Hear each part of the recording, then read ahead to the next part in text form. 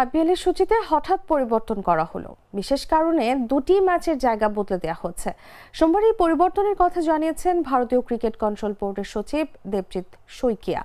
ঘোষিত সূচি অনুযায়ী আগামী ২৬ এপ্রিল আহমেদাবাদে মুখোমুখি হওয়ার কথা ছিল গুজরাট টাইটান্স এবং চেন্নাই সুপার কিংসের। খেলা শুরু হওয়ার কথা ছিল ভারতীয় সময় দুপুর ৩:৩০ এই ম্যাচটি এখন আর ঘরের মাঠে খেলার সুযোগ পাবেন না শুভমান গিলেরা। তাদের খেলতে হবে চেন্নাইয়ের এম.এ চিদম্বরম স্টেডিয়ামে। ম্যাচের জায়গা পরিবর্তন করা হলেও সময় অপরিবর্তিত রেখেছে বিসিসিআই। বদল করা হয়েছে আগামী ২১ মের একটি ম্যাচের জায়গাও।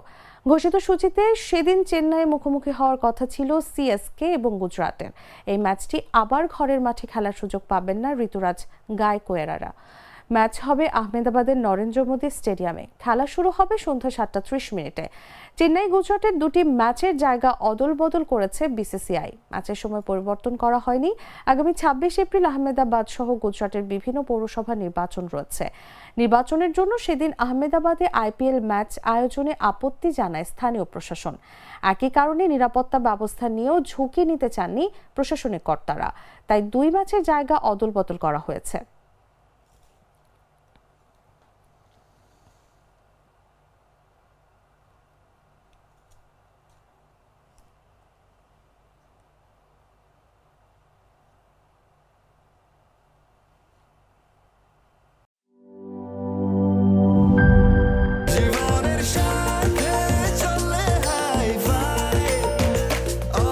স্বাস্থ্যকর অল টাইম, সব সময় অল টাইম হেলদি লাইফ।